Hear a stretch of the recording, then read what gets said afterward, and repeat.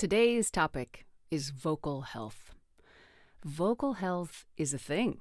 It's a thing we didn't actually talk a lot about until just a few years ago when it became an issue in one of the Screen Actors Guild contract negotiations. And it became an issue because people were getting hurt. And when I say they were getting hurt, they were doing things that were damaging their voices so that they couldn't work for days, weeks, months, sometimes years, or they were never the same. Vocal health is incredibly important. It's really important, in my opinion, that you train your voice, that you train yourself for strength. For example, I started singing in rock clubs as a teenager, and there was a gig in town that would wreck every singer's voice, and I didn't want that to happen, so I went to a classical singing teacher, to an opera teacher. I had no plans to sing opera, but the techniques that he showed me saved my voice. I did not lose my voice in that really hard gig that went on for 6 hours a night for 6 days and starting at 10 p.m. It was rough. I didn't have that problem, and the tools that I learned that day still serve me. Many years later, I went to a Broadway belt singing trainer to get training in that technique that further fortified me for working in things like games, where you're doing long sessions. Number one, they're under the union contract, they're 4-hour sessions, which is essentially, as those of you who work in games know, a 4-hour one-person session. One-person show, 4-hour one-person show, which is a lot. It's a lot on your voice. It's a lot on your focus. It's a lot on your body, right? And performing, for that length of time in that intense a situation. And the techniques that I learned through that type of singing training really help a lot. Because sometimes it's not just the duration of the session, it's what you're asked to do. We're asked to do things like sound sets, which is efforts, all that stuff that we're asked to do. And that's vocally expensive. That phrasing actually reminds me of the day I came up with that. I was working on a game, and we had lots of dialogue. I had multiple characters. I was doing my first character, and we hadn't yet established the voice for the other two characters. And that was relevant to vocal health because if those voices were lighter or had more air or younger or were more delicate, then they would need a very, very robust, healthy set of vocal cords. And if I was going to spend a lot of vocal capital on that kind of thing, it is very natural and very normal that your cords are going to swell just a little bit. You don't want them, it is not normal to swell too much, but a tiny bit from a lot of work is going to happen. It's like when you work your muscles out and they get sore. Same thing happens. And what do you have to do then? Recover. Okay, so that day, I wasn't aware of what was going to be required, and I had my eye on it. So I paused and I asked the director, I said, hey, we have these other two characters coming up. What we're about to do with these noises and these battle efforts is very vocally expensive. And I know we have a lot of work ahead of us. I want to check in and see what kind of characters these other characters are. Maybe we could record those first. I don't say should. In a session, I try to say could. Maybe we could record those first if you need that lighter, less inflamed part of my voice. And he went, oh my gosh, I didn't think of that. Thank you. Look, they want to work with us, they being the people on the other side of the glass. They want us to do well. They want us to thrive. They don't want to hurt our voices. Many of them just aren't familiar with that, or they have such a mass of information coming to them, and I do this because it's all the producers and the writers behind them and around them or around them in the Zoom, they have all this other input going on, and it may not be top of mind. It's our responsibility to speak up.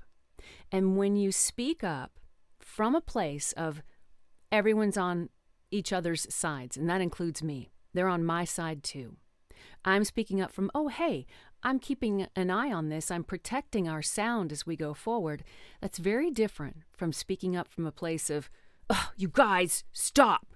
That's a combative approach. Give them the benefit of the doubt and stand your ground. Okay? I said, you know what? Let's do these later. Let's just really quickly sketch out these other characters so I can tell you for sure that this is this will work in this order of doing things, because I know there are technical considerations that are in play here, but you have to advocate for yourself. Okay? And that requires you getting right in your own head first. It's not going to label you as difficult. It's not going to cut back on your work. It's going to preserve your voice, and you're going to be standing for yourself and everybody else. This is the thing. The conditions, and everybody talks about your wages, but the working conditions that you accept for yourself train the people that you're working for about how to treat all the other actors who come across their path. So stand in the right spot for all of us, with an open heart, with a constructive attitude, presuming goodwill. You'll deal with it if it's otherwise, not a problem. Just stay in a neutral space and ask for what this voice needs, because this is your livelihood. This is your joy. This is your fun.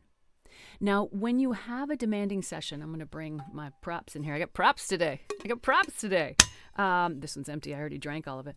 But I have my warm water in my lovely Skills Hub mug that I love. You can find it in our merchandise link. And then I have my fluids, like right now. Hydrate, because when these get dehydrated, it doesn't go well. I like warm water. Actually, I go for closer to hot water, because it's like a warm-up cheat.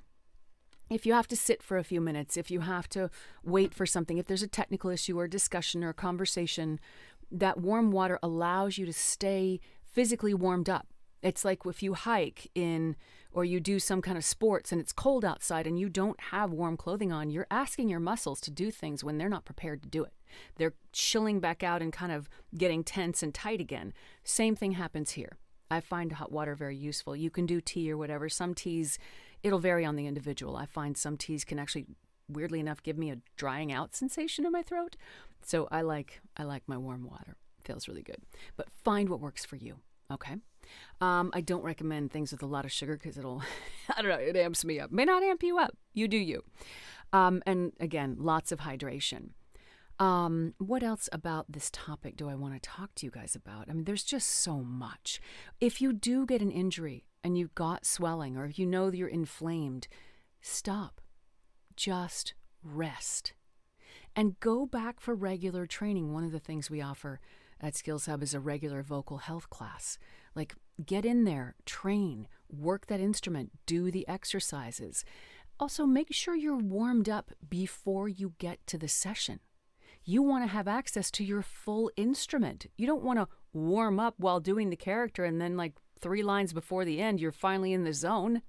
Warm up before you get there. That one of our A Minute With series, we have this series of interviews with our coaches. And oh my God, there's so many treasures in there. But J.B. Blanc was talking about that, because he's a tremendous actor, and he's also a wonderful director. He directs tons of game stuff. And he's like, please don't do that. Please don't come in here and finally get warmed up right when we're about to end. Warm up before you get here. That way we have access to all of you for this role. So just a few things about vocal health. It's your responsibility. It's okay to advocate. In fact, it's necessary to advocate, not just for you, but for everyone. And find the tools that work for you. I do warm-ups around, these muscles here, just moving my mouth. These will get out of shape as well. That's why I like tongue twisters.